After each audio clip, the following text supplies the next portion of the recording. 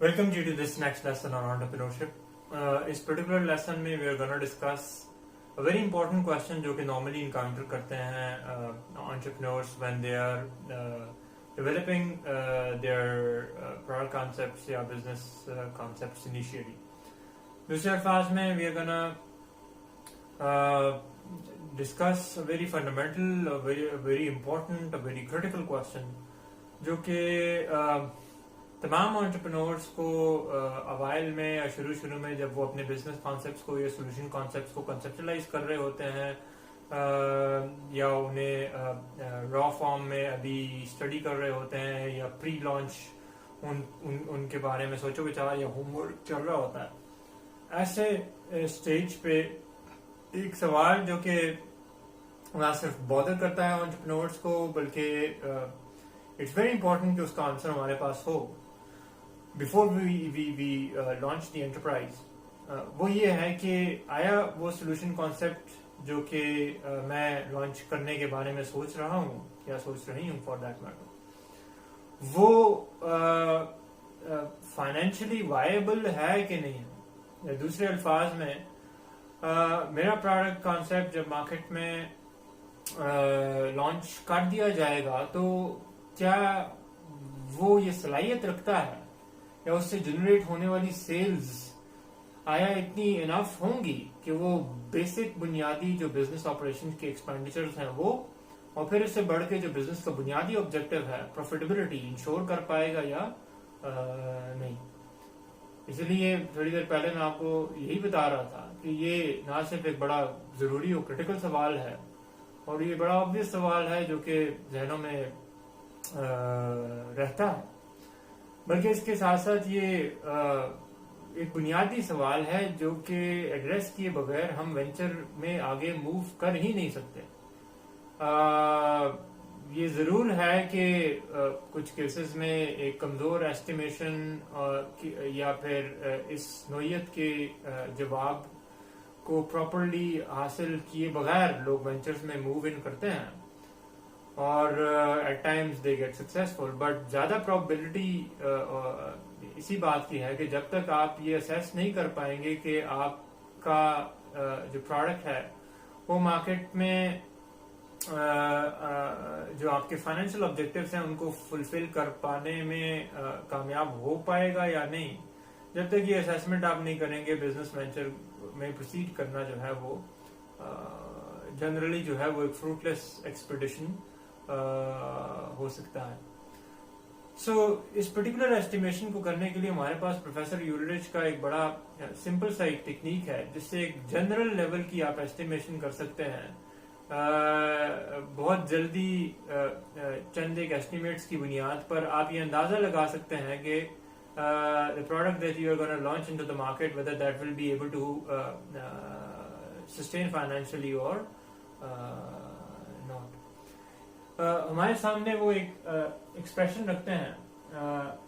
और इस एक्सप्रेशन पर मबनी जो कैलकुलेशन है वो हमें बहुत जल्दी बहुत क्विकली बड़ी आसानी से एक जनरल सा ओवरव्यू एक बर्ड्स आई व्यू दे देगी regarding the financial sustainability of our business concept. ये जहन में रखिए कि मल्टीपल और बहुत सारे डिटेल्ड एस्टिमेशन की टेक्निक्स और टूल्स जो हैं वो अवेलेबल हैं जिनसे हम ये एस्टिमेशन कर सकते हैं, लेकिन फिलहाल इसी पर्टिकुलर टूल को देखते हुए हम बड़ी बेसिक सी अंडरस्टैंडिंग डेवलप कर सकते हैं। एक बड़ा कॉम्प्रिहेंसिव नहीं तो बड़ा एक यूजफुल सा हम एस्टिमेशन जो है, देखिए एक बात ध्यान में रखिएगा कि प्रेडिक्शन ऑफ सक्सेस जो है वो well I believe that nobody can do that. What you can do कि आप अपनी एस्टिमेशन से अपनी जो रिस्क की जो प्रोपेंसिटी है या जो रिस्क फैक्टर है आप उसे मिनिमाइज कर सकते हैं। जितना ज्यादा एस्टिमेट डिटेल्ड होगा थॉरो होगा, जितना ज्यादा एस्टिमेट करते हुए आपने जो फैक्ट सामने रखे हैं वो जितना हकीकत के करीब होंगे, जितना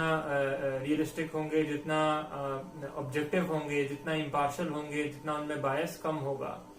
जितनी उनमें एक सर्टन आइडिया को लेकर ऑब्सेशन कम होगी, उतना ही ज्यादा जाहिर बात है आपके एस्टिमेट्स जो हैं वो सॉलिड होंगे। आप एस्टिमेट ही लगा सकते हैं एट बेस्ट, आप अंदाजा ही एट बेस्ट लगा सकते हैं कि आया आपका प्रोडक्ट जो है या बिजनेस वेंचर जो है वो मार्केट में फाइनेंशियली परफॉर्म कर पाएगा या नहीं कर पाएगा। प्रिडिक्ट करने की सलाहियत वेल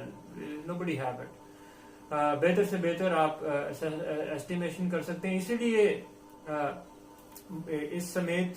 बहुत सारे और जो एक्सप्रेशन या टूल्स या टेक्निक्स हैं जिन्हें इस्तेमाल बहुत ज्यादा किया जाता है सो दैट उस रिस्क को मिनिमाइज किया जा सके, जिससे बात कुछ ज्यादा ही जरूरत से ज्यादा एसोसिएट किया जाता है वेंचर्स के साथ, और ये समहाउ एक तमगे के तौर पे सेलिब्रेट किया जाता है या एसोसिएट किया जाता है अपने आप के साथ कि we are very big risk takers, और समहाउ ये बताने की कोशिश की जा रही होती है या इंप्रेशन देने की कोशिश की जा रही होती है कि आंखों पे पट्टी बांधनी पड़ती है और फिर मार्केट में कूदना पड़ता है, तभी आपको ज्यादा प्रॉफिटेबिलिटी में असर हो सकती है। But somehow being the student of this particular phenomena, I very strongly disagree based upon what I have learned up till now to this particular approach. देखें, रिस्क को आप एलिमिनेट कभी भी नहीं कर सकते, लेकिन जितनी भी फाइनेंशियल एस्टिमेशंस हैं, जितने भी इस किस्म के टेक्निक्स और टूल्स हैं, इन्हें इस्तेमाल में लाना चाहिए। एस्टिमेट्स को की बुनियाद पर आप अपने फ्यूचर कोर्स ऑफ एक्शन को डिटर्मिन कर सकते हैं। अब ये जो एक्सप्रेशन इस वक्त आपके सामने डिस्कशन में लाई जा रही है, इस एक्सप्रेशन के नतीजे में आप एक बेसिक सा अंडरस्टैंडिंग, एक बेसिक सा एस्टिमेट बहुत जल्दी आप लगा पाएंगे अपने बिजनेस कॉन्सेप्ट की फाइनेंशियल सस्टेनेबिलिटी के हवाले से, और ये आपको बता पाएगा कि आया आपका जो फाइनेंशियल एक्सपेक्टेशन है वो इस पर्टिकुलर प्रोडक्ट के लॉन्च के नतीजे में, या जो एस्टिमेट्स आपने इसके हवाले से लगाए हुए हैं उसके नतीजे में वो आपके फाइनेंशियल एक्सपेक्टेशन को पूरा कर पाएगा या नहीं कर पाएगा। अगर वो नहीं कर पाता या आप ये एस्टिमेशन आपको नेगेटिव आती है तो आप जाहिर बात है या फिर अपने प्रोडक्ट के हवाले से जो आपने सेल्स के एस्टिमेट लगाए हुए हैं या एफर्ट जो आप पुट इन करने जा रहे हैं, जो मार्केटिंग या फिर एडवर्टीजमेंट का जो आपने या सेल्स का जो बजट एलोकेशन जहन में रखा हुआ है, आप उसको रिविजिट कर सकते हैं। और इन वर्स्ट के सिनेरियो जाहिर बात है आप अपने प्रोडक्ट कॉन्सेप्ट या सोल्यूशन कॉन्सेप्ट को रिविजिट कर सकते हैं। आप मार्केट में मजीद स्टडी करके उसे मजीद रिफाइन और मजीद उसकी पेनिट्रेशन की जो प्रोस्पेक्ट है उसको आप बढ़ा सकते हैं। ये सब कुछ करना आप बिजनेस लॉन्च या प्रोडक्ट लॉन्च करने से पहले अफोर्ड कर सकते हैं। देखिए, once you have launched or jumped into the market, you have offered, you have commenced you have started your manufacturing and you have started your core operations, और फिर आप सेल्स की तरफ चले गए हैं, आपने मार्केट में प्रोडक्ट डिस्ट्रीब्यूट कर ली है। उसके बाद रिविजिट करना आपको पैसों में कॉस्ट करेगा, रुपयों में कॉस्ट करेगा, आपको मल्टीपल वॉल्यूम्स ऑफ जो आपके इन्वेस्टमेंट है वो आपके थ्रेट में पड़ सकते हैं। लेकिन ये सब कुछ आप बिजनेस शुरू करने से पहले आइडियली बहुत इजीली मल्टीपल असेसमेंट्स के जरिए कर सकते हैं। उनमें से एक असेसमेंट जो इंस्ट्रूमेंट है वो आज हम डिस्कस करने जा रहे हैं, जो कि अगेन आई मस्ट से एक बड़ा जेनेरिक और बड़ा यूजफुल पर्सपेक्टिव आपको दे पाएगा। और ये सब कुछ आप बहुत इजीली होमवर्क जितना भी है वो टीचर के सामने सबमिट करने से पहले आप उस पर बहुत सारा काम कर सकते हैं। आप उसमें बहुत सारी एडिशंस और सब्ट्रैक्शंस कर सकते हैं। वंस जब आपने उसे मार्किंग के लिए सबमिट कर दिया तो फिर नुकसान को रोका नहीं जा सकता। यही फिनोमेना बिजनेस कॉन्सेप्ट के साथ भी है। अगर आप बिजनेस कॉन्सेप्ट को प्री लॉन्च फेज में उसके हवाले से कुछ एस्टिमेट्स और असेसमेंट्स कर लें तो आप अपने रिस्क प्रोपेंसिटी को या जो रिस्क का जो वॉल्यूम है उसको आप कंट्रोल या मिनिमाइज कर सकते हैं। This is how everybody does it. So moving on, let's see कि वो एक्सप्रेशन क्या है that can help us do such financial viability assessment. Q times P minus C must be greater than F। अगर आप इस particular expression को satisfy कर पाते हैं, आप ये इंश्योर कर पाते हैं अपनी एस्टिमेशन के नतीजे में कि आपका जो Q times P minus C है, इसका जो नेट आंसर है वो बड़ा आता है आपकी F यानी आपकी जो राइट साइड की जो एक्सप्रेशन की साइड है उससे, तो आपका बिजनेस फाइनेंशियली वायबल है। अगर इसका इनवर्स रिजल्ट आपके सामने आता है यानी F जो है that is bigger than Q times P minus C, या जैसे आप Q multiplied by P minus C का जो आंसर है वो अगर आपका छोटा आता है F से, तो हम कहेंगे कि आपका बिजनेस फाइनेंशियली सस्टेनेबल नहीं है। एक सिंपल से एग्जांपल से इस पर्टिकुलर कैलकुलेशन को इमेजिन कर लेते हैं और फिर समझने की कोशिश करते हैं कि ये एक्सप्रेशन काम कैसे करता है. बिफोर डूइंग सो हम इस पर्टिकुलर एक्सप्रेशन में ये जो मुख्तलिफ वेरिएबल्स इसमें इन्वॉल्व हैं उनको देख लेते हैं. So as far as Q is concern, Q represents the unit sales, या दूसरे अल्फाज में वो नंबर ऑफ यूनिट्स जो आप एक्सपेक्ट करते हैं, जो आपका एस्टिमेट है, जो आप बेच पाएंगे अपने पर्टिकुलर प्रोडक्ट के जो कि आप ऑफर करने जा रहे हैं. यहाँ पे ये जरूर ध्यान में रखिए कि इस वक्त हम इस पर्टिकुलर एस्टिमेशन को यूज में ला सकते हैं ओनली फॉर गुड्स बिजनेसेस या टेंजिबल जो आपकी प्रोडक्ट्स हैं या मैन्युफैक्चरिंग रिलेटेड है जो आपकी प्रोडक्ट्स हैं या आपका बिजनेस है. आप उस पर्टिकुलर केस में इस पर्टिकुलर एक्सप्रेशन के जरिए फाइनेंशियल एस्टिमेशन कर सकते हैं. So as far as Q is concern, Q reflects या represents the number of units that you might be able that you expect या that you have estimated कि आप बेच पाएंगे मार्केट में. as far as P is concerned, P is the price per unit, यानी वो price जो आप समझते हैं कि आप सेट करेंगे इस पर्टिकुलर प्रोडक्ट की मार्केट में, उस वो जो आपने एस्टिमेट कर ली है आप P के अगेंस्ट उसको प्लेस करेंगे. As far as C is concerned, C जो है that represents the variable the per unit cost, जो वो लागत जो कि एक प्रोडक्ट को बनाने में आपको इनकर करनी पड़ती है, जिसमें आपकी मेजर वेरिएबल कॉस्ट आपकी कवर हो जाती हैं. सो जो आपकी पर यूनिट लागत है वो आपकी C से रिप्रेजेंट होती है. And as far as expression के आप अगर राइट साइड पे आ जाइए तो जो F है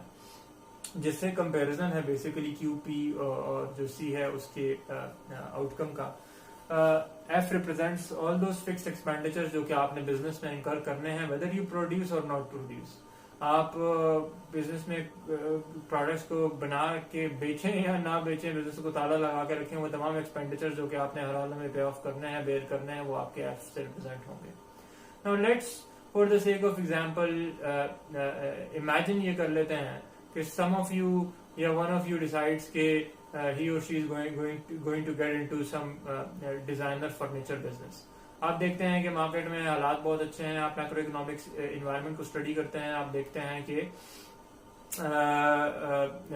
जो इकोनॉमी है वो रिलेटिवली ग्रोइंग पेस पे है, मिडिल क्लासेस ग्रो कर रही हैं, अर्बनाइजेशन जो है वो बड़ी एक्टिवली हो रही है, लोगों की डिस्पोजेबल इनकम्स बढ़ रही हैं और बाइंग पावर जो है वो सिग्निफिकेंटली उसमें आप जो क्वार्टरली या फिर एनुअल उसमें आप एक इंक्रीज देख रहे हैं. नतीजतन आपको मार्केट में ये रुझान बड़ा वाज़ेह तौर पे नजर आ रहा है कि लोग जो हैं वो बिकॉज ऑफ एक्स्ट्रा जो इनकम है जो उनके पास मौजूद है उसमें अपनी लाइफस्टाइल और लग्जरीज पर भी स्पेंड कर रहे हैं. सो जाहिर बात है ये ऐसा तभी होता है जब मार्केट में आपकी ग्रोथ की इकोनॉमी होती है और अल्टीमेटली लोगों की बाइंग इनकम, लोगों को जॉब ज्यादा मिल रही होती है, जो जॉब्स पे हैं उनकी प्लेसमेंट ज्यादा बेहतर हो पाती है. तो जनरली जो आपको इनकम में है एक इंक्रीमेंट नजर आता है, एक राइज नजर आता है, लोगों की डिस्पोजेबल इनकम्स बन जाती है. people have extra money to spend on various lifestyle and entertainment and you know अपने तर्ज जिंदगी को एनहांस करने के या लग्जरियस लाइफस्टाइल को या लग्जरीज को अवेल करने के लिए उनके पास एनफ स्पेंडिंग होती है. ये ओवरऑल जाहिर बात है एक पूरा इशू है जिसे we can discuss on some other day. और लेकिन जाहिर बात है बिजनेस लॉन्च करने से पहले या बिजनेस आप तभी लॉन्च करेंगे जब आपको मैक्रो इकोनॉमिक एनवायरनमेंट जो है वो फेवरेबल नजर आ रहा होगा. ये जैदी सी बात हो गई, लेकिन I'm trying to make a point over here is this कि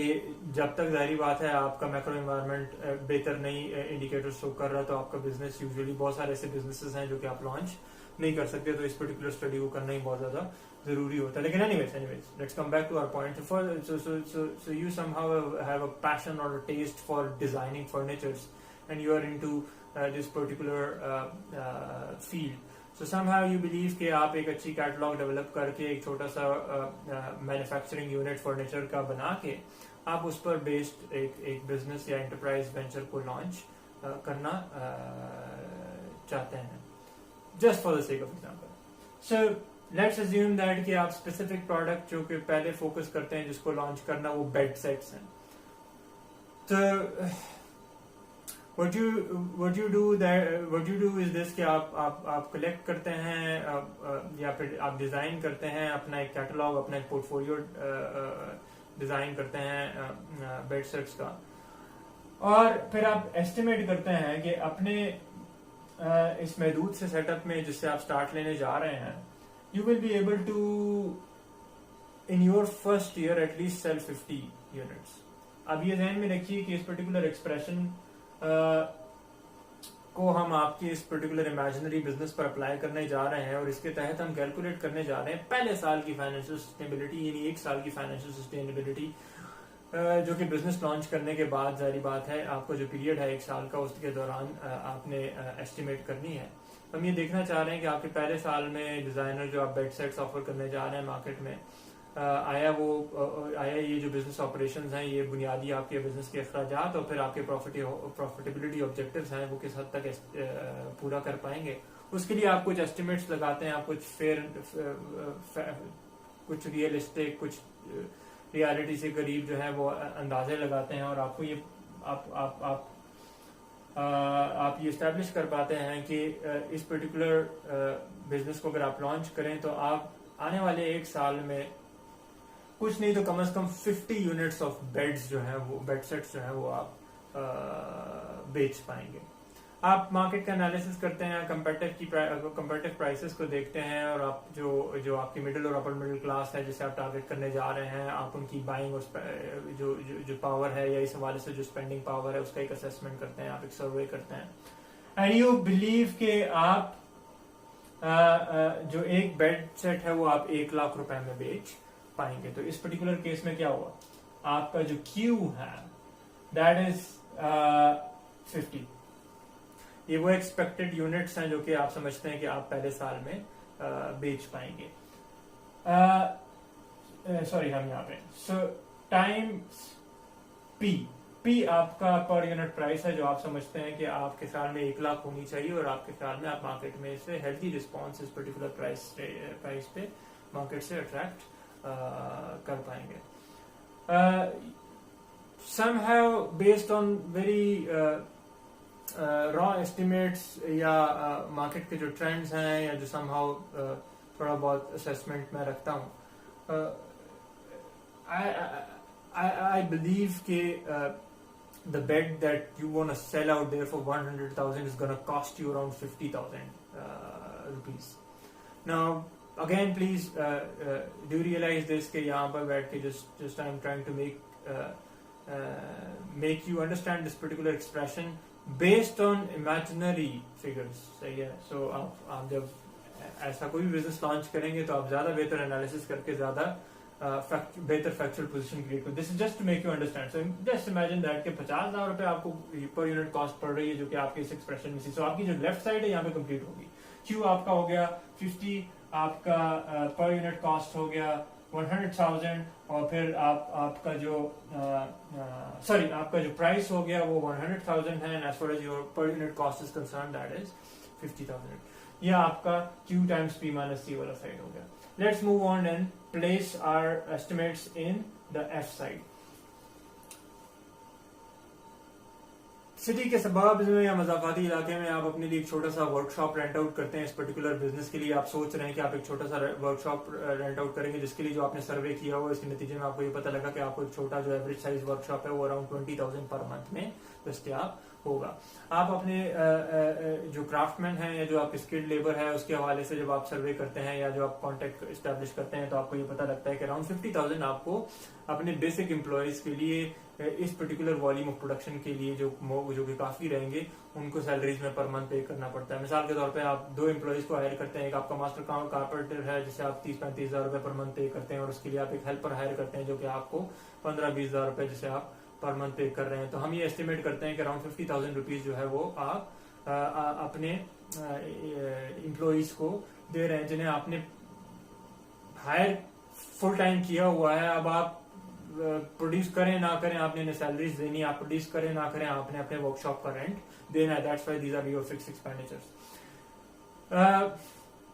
सो एक मॉडेस्ट सा एक छोटा सा सेटअप है जो कि आप लॉन्च करने जा रहे हैं। यू बिलीव कि आपके पास इतना ही इन्वेस्टमेंट है, आप इससे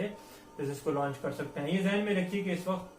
जितने भी हमने इस वक्त एक्सपेंडिचर्स की बात की है या कॉस्ट की बात की है, ये related to your production operations हैं। बिजनेस को सेटअप करने की जो लागत है, जो इंफ्रास्ट्रक्चर इंस्टॉल करने की लागत है, जो मशीनरी, प्लांट, इक्विपमेंट, आपको टूल्स वगैरह चाहिए, वो कॉस्ट है, वो बिजनेस को स्टार्टअप की कॉस्ट है, वो यहाँ पर इस एस्टिमेट में मौजूद नहीं है। वो तो आपको इनकर करनी ही करनी है। उसके इनकर करने के बाद आपने आपकी जो ऑपरेशनल जो एस्पेक्ट्स हैं, उसके हवाले से हम फाइनेंशियल सस्टेनेबिलिटी को इस वक्त कैलकुलेट कर रहे हैं। तो हम ये एज्यूम कर लेते हैं कि आपने कोई अराउंड 0.5 मिलियन आपके पास पड़े हुए थे, 5 लाख रुपए आपको इक्विपमेंट जितना भी चाहिए था उस हवाले से इस पर्टिकुलर वर्कशॉप को चलाने के लिए, या जो आपको इंफ्रास्ट्रक्चर चाहिए था वो आपने खरीद दिया। अब वो स्टार्टअप कॉस्ट है, वो अलग है, वो उसका यहाँ पर इस पर्टिकुलर एस्टिमेशन से कोई ताल्लुक नहीं है। यहाँ पर जाहिर बात है, बिजनेस जो आपने लॉन्च करने आप जा रहे हैं, उस लॉन्च करने के बाद वो अपने ऑपरेशंस जो आपके हैं प्रोडक्शन के और फिर अल्टीमेटली सेल्स के आया, वो फाइनेंशियली सस्टेनेबल है या नहीं, हम यहाँ पर ये एस्टिमेशन कर रहे हैं। सो आपने एस्टिमेट किया कि अराउंड 20,000 पर मंथ आपको रेंट पे करना होगा, आपको 50,000 पर मंथ जो है वो सैलरीज पे करने पड़ेंगी, और आपको लगता है कुछ फिक्स्ड आपकी यूटिलिटी और मिसलेनियस एक्सपेंडिचर्स हैं अराउंड 10,000 रुपीज, जो कि आपको पे हर महीने करने हैं। अब आ जाइए कैलकुलेशन की तरफ, एंड आई होप कि आप इस पर्टिकुलर कैलकुलेशन को खुद अपने मर्जी के फिगर्स और एग्जांपल्स के लिए करेंगे। It's very important that you do the exercise, ये सिर्फ आपको समझाने के लिए यहाँ पर। सो हमारे पास लेफ्ट साइड का एक्सप्रेशन आ गया जहां पर हमने Q50 लिया, हमारे पास P 100,000 है, हमारे पास जो C है दैट इज 50,000, और as far as this particular right side of the equation is concern, यहाँ पर हमारे जितने प्राइमरी जो एस्टिमेटेड हमारे फिक्स एक्सपेंडिचर्स हैं वो हमारे पर मंथ के हिसाब से आ गए। सिंस ध्यान में रखिए कि हम 1 साल की फाइनेंशियल एस्टिमेशन या फाइनेंशियल सस्टेनेबिलिटी असेसमेंट कर रहे हैं, जो कि आप 2 साल की भी कर सकते हैं, 3 साल की भी कर सकते हैं, सिर्फ उसको आपने नंबर ऑफ मंथ से मल्टीप्लाई करना होगा whatever estimation you are doing. So since 1 साल में obviously there are 12 months, so हम अगर साल का कैलकुलेट करेंगे 20,000 का अगर पर मंथ का रेंट है तो साल का जाहिर बात है ये अराउंड 2,40,000 होगा। अगर हम बात करते हैं अपनी सैलरीज की जो कि 50,000 पर मंथ है, अगर हम साल की कैलकुलेट करें तो ये अराउंड 600,000 है, अराउंड नहीं बल्कि एग्जैक्टली 600,000 है। As far as our miscellaneous expenses are concerned they are exactly 120,000। सो अगर इस सबको आप कैलकुलेट करें और साल का एक्सपेंडिचर निकालें तो वो हमारे पास 9,60,000 या 9,60,960,000 रुपीज आ रहा है। आपको क्लियरली विजिबल होगा यहाँ पर कि जब आप अपने Q times P minus C के प्रोडक्ट को देखें तो जाहिर बात है आपका 50,000 रुपए पर यूनिट जो है वो आपको मार्जिन है, और आप समझते हैं कि 1 साल में आप कुछ नहीं तो अपनी एफर्ट से, अपनी मार्केटिंग से, अपनी सेल्स से जो है, सेल्स की जो एफर्ट है उससे आप 50 बेड जो है या बेडसेट्स जो है वो बेच पाएंगे। इसका मतलब ये कि अराउंड 4 बेड आप पर मंथ बेच, हफ्ते का आप 1 बेड तो बेच ही पाएंगे, इतना तो आप माड़ा परफॉर्म नहीं करेंगे। सो इन दैट पर्टिकुलर सिनेरियो, जो कि मेरे ख्याल में एक मॉडेस्ट सिनेरियो है, Q times P minus C का जो एंड रिजल्ट है that is 2.5 million, 25 lakh. So clearly आप यहां पर देख पा रहे होंगे कि Q times P minus C is way more than आपकी F. This is your F and this is your Q times P minus C. Hence, by the means of this imaginary calculation जो कि अभी हमने की है, जो आपका furniture business है डिजाइनर बेड सेट्स को ऑफर करने का एक छोटा सा मॉडेस्ट सेटअप आपने लगाया है, वो फाइनेंशियली वायबल है। ना सिर्फ अपने जो बुनियादी एक्सपेंडिचर्स हैं या जो आपके बेसिक वेरिएबल एक्सपेंडिचर्स हैं उसको कवर कर रहा है, बल्कि अगर आप इस पर्टिकुलर फिगर से सब्ट्रैक्ट करें इस पर्टिकुलर फिगर को, तो अप्रोक्सीमेटली आपके पास अराउंड 1.5 मिलियन की फिगर आ रही है कि आप साल में अराउंड 1.5 मिलियन जो है वो बचा, इसके अराउंड कुछ बन रहा है। सो आप वो बचा पा रहे हैं, जो कि जाहिर बात है मोस्ट ऑफ इट आपकी पॉकेट में जा रहा है। आप अगर समझते हैं कि आप मे बी यूनिट सेल्स में अगर आप समझते हैं कि अगर इससे भी आपने पैसिमिस्टिक कैलकुलेशन करनी है और आपको लगता है कि मे बी शायद आप साल के 50 यूनिट्स भी ना बेच पाए, so even in that case आप इस पर्टिकुलर फिगर को रिड्यूस करके या फिर इस पर्टिकुलर फिगर्स को इंक्रीज वगैरह करके आप ज्यादा फैक्चुअल पोजीशन अपनी क्लैरिफाई कर सकते हैं. This is how you can estimate your financial sustainability for a business that you're gonna launch. It is way better that you do it in advance. Thank you very much. See you in the next.